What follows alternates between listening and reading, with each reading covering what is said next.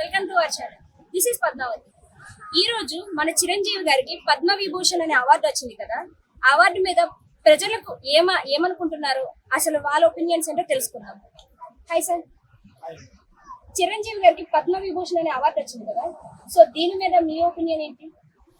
చిరంజీవి గారు చాలా కష్టంతో ఈరోజు అతి చిన్న స్థాయి నుంచి ఈరోజు ఒక టాలీవుడ్ ఫిలిం ఇండస్ట్రీ బేస్ చేసి ఇండియాలోనే one of the top most best హీరోగా ఈరోజు ఆయన ఒక ప్లేస్ సంపాదించారు. అయితే అంటే ఈ పద్మవిభూషణ్ అనే ఒక గౌరవ అవార్డు ఆయనకి ఇవ్వడం అనేది చాలా మంచి విషయం, చాలా గర్వించదగ్గ విషయం. యాజ్ ఏ తెలుగుడుగా మనం గర్వించదగ్గ విషయం. కాకపోతే అంటే రిమైనింగ్ చాలా మంది హీరోస్ ఉన్నారు. మన కోవిడ్-19 వచ్చింది.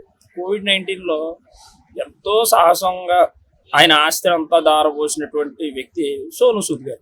అలాంటి వాళ్ళకి కూడా ఇవ్వచ్చు, కానీ మరి ఆయన పేరు ఇప్పటి వరకు అట్లీస్ట్ ఒక లిస్ట్ లో కూడా మనం చూడలేకపోయాం. లిస్ట్ అనేది సెలెక్ట్ చేస్తారో అందులో ఈ నేమ్ అని చెప్పి సెలెక్ట్ చేస్తారు, కానీ సోను సూద్ గారిని అయితే ఇప్పటి వరకు వీళ్ళు ఏ అవార్డు ఇచ్చి కూడా సత్కరించలే, కోవిడ్ వారియర్ అవార్డు తప్ప. రతన్ టాటా గారు ఆయన ఇండియాకి ఎంతో ఎనలేని సేవలు అందించారు టాటా గ్రూప్స్ ద్వారా. మరి అలాంటి ఆయనకు కూడా పద్మవిభూషణ్ ఇవ్వచ్చు, కానీ మరి వై చిరంజీవి, వై వెంకయ్య నాయుడు అంటే మరి దానికైతే ఆన్సర్ రాజకీయం అని నేను భావిస్తున్నాను. సో ఆయనకు వచ్చిన అవార్డులో ఏమైనా రాజకీయ కుట్ర ఉందా అనేది మీదేమైనా ప్రశ్న ఉందా? రాజకీయ కుట్ర అని నేను అన్నానండి, అది బేస్డ్ ఆన్ క్యాస్ట్ అయి ఉండొచ్చు, వై బికాస్ దానికి కూడా నేను ఎందుకు చెప్తానంటే, నిన్న రామ మందిర నిర్మాణం జరిగింది. రామ మందిర నిర్మాణానికి ప్రధానమంత్రి గారి దగ్గర నుంచి చాలా మంది, ఎంతో మంది మంచి స్థాయి వ్యక్తులు వచ్చారు. మరి మన రాష్ట్రపతి గారిని ఎందుకు ఇన్వైట్ చేయలేదు? అది మీరు ఎవరన్నా సరే ఇప్పటి వరకు దీన్ని రైజ్ చేశారా? రాష్ట్రపతి గారిని ఇన్వైట్ చేయలేదు, ఆవిడ రాలేదు. అంటే క్రింద స్థాయి వ్యక్తుల్ని, అంటే క్యాస్ట్ బేస్ చేసి ఉన్న వాళ్ళని రానివ్వరు. అయితే కాపు అయి ఉండాలి, లేదంటే నాయుడు అయి ఉండాలి. కాపు, కమ్మ, రెడ్డి ఈ మూడు జాతులకి సంబంధించిన వ్యక్తులు, నెక్స్ట్ బ్రాహ్మిన్స్, వీళ్ళకి తప్ప మన ఇండియాలో వేరే వాళ్ళకి అంత ప్రాధాన్యత వచ్చినట్టయితే నేనైతే భావించట్లా. అదే సోను సూద్ అనే వ్యక్తి ఏ కమ్మో, రెడ్డో, లేకపోతే నాయుడు అయి ఉంటే, కాపు అయి ఉంటే ఇవాటికి ఆయన కూడా పద్మవిభూషణ్, భారత రత్న ఇలాంటి అవార్డులు కూడా వచ్చి ఉండేవని నా ఒపీనియన్. అంటే ఎన్నాళ్ళు కళలు కానీ మనం కట్టుకున్న రామ మందిరంలో కూడా ఇంకా ఇప్పటికీ అలాంటి దిగువ వర్గం, మధ్య వర్గం, పెద్ద వర్గం అనే ఇలాంటి వర్గాలు, కులాలు, మతాలు అలాంటివన్నీ బేస్ చేసుకొని వాళ్ళకి గుడుల్లోకి రాకుండా హామీలు విధిస్తున్నారు అని మీరేం అనుకుంటున్నారు? నేను అనుకోవడం కాదండి, ఉన్నాయని నేను భావిస్తున్నాను. ఇప్పటికీ ఇంకా క్యాస్ట్ ఫీలింగ్స్ ఉన్నాయని నేను భావిస్తా ఉన్నాను. ఎందుకంటే మనం ఒకటి గమనించాలి, దళితులు అనే వాళ్ళని ఈ రోజుకి కూడా చిన్న చూపుతో చూసే పరిస్థితి ఉంది. గిరిజనులకు కూడా సరైనటువంటి ఒక అందరికి సమానతత్వం, యూనిఫార్మిటీ అనేది ఈ సొసైటీలో ఈక్వాలిటీ అనేది లేదు. దీన్ని ఒక రాజకీయంగానే చేస్తా ఉన్నారు. అంటే నువ్వు ఏ క్యాస్ట్, వాడు ఏ క్యాస్ట్ అనేది మెయిన్ దాని బేస్ చేసి రన్ అవుతుంది. అలా ఆలోచనలోనే ఈ చిరంజీవి గారికి అవార్డు వచ్చిందని అయితే నేను భావిస్తాను. సో చిరంజీవి గారికి పెద్ద క్యాస్ట్ కాబట్టి ఆయనకు అవార్డు వచ్చింది, లేకుంటే ఆయన కూడా రాకపోయేది, మిగిలిన వాళ్ళు కూడా అట్లానే చూసుంటే వాళ్ళకు కూడా వచ్చేది అన్న భావన అయితే మీ మనసులో ఉంది.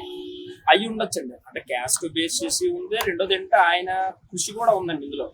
ఎందుకంటే చాలా కష్టపడితే కానీ ఈరోజు చిరంజీవి అనే వ్యక్తిని సొసైటీ గుర్తించలేదు కదా. సో ఆయన చాలా మంచి స్థాయికి వెళ్ళారు. ఎన్నో సామాజిక కార్యక్రమాలు, NGOs నడిపిస్తా ఉన్నారు, బ్లడ్ బ్యాంక్స్ రన్ చేస్తూ ఉన్నారు, సొసైటీకి చాలా యూస్ఫుల్ అయ్యి చాలా చేస్తూ ఉన్నారు. కాకపోతే ఏంటంటే ఎంతవరకు చేస్తున్నారు, ఎంతవరకు ప్రజలకి అవుతున్నారు, దీన్ని రాజకీయంగానే చూడొచ్చా, రాజకీయాల నుంచి బయటకు వచ్చి మనం NGO పరంగా ఎందుకు చేయకూడదు అనేది దీన్ని బేస్ చేసి కూడా ఒకసారి ఆలోచించుకుంటే బాగుంటుంది నా ఒపీనియన్. అంటే దీనికి ఫ్యాన్స్ ని నేను ఇబ్బంది పెట్టి వాళ్ళని హట్ చేసినట్టయితే నేనైతే వాళ్ళని హట్ చేయట్లేదు. బట్ నా ఒపీనియన్ నేను చెప్తా ఉన్నా, ఆయన కృషి, ఆయన పట్టుదల ఇందులో చాలా ఇంపార్టెంట్ రోల్ ప్లే చేసింది. అంతేకాకుండా ఆయన క్యాస్ట్ కూడా ప్లే చేసిందని నేనైతే భావిస్తా ఉన్నాను. సో దాని పరంగా చూసుకుంటే ఆయన కృషి, ఆయన కష్టం పరంగా చూసుకుంటే మరి పెద్ద పెద్ద స్టార్ హీరోస్ ఇంకా చాలా మంది ఉన్నారు, లైక్ రజనీకాంత్ గారు, అలా పెద్ద పెద్ద హీరోస్ చాలా మంది ఉన్నారు. మరి వాళ్ళందరికీ ఎందుకని వాళ్ళెవరికి రావట్లేదు? నేను అదే కదండి చెప్పాను, క్యాస్ట్ క్యాస్ట్ పక్కా మీరు క్యాస్ట్ అనే అంటున్నారు దీన్ని బట్టి 100% క్యాస్టేనండి. 100% క్యాస్ట్. అందులో రెండో విషయం, వాళ్ళ తమ్ముడు ఎవరండి? పవన్ కళ్యాణ్ గారు. పవన్ కళ్యాణ్ గారు ఓకే పద్మవిభూషణ్ ఇచ్చేస్తారంటే ఆయన తీసుకుంటాడా? ఆయన తీసుకోరు. వై? బికాజ్ ఇంట్లో పెద్ద అమ్మ ఉన్నాడు, ఆయనకి ఇవ్వాలి, ఆయన ఫస్ట్ ప్రయారిటీ ఇవ్వాలి అనే థాట్ ఖచ్చితంగా ఉంటుంది.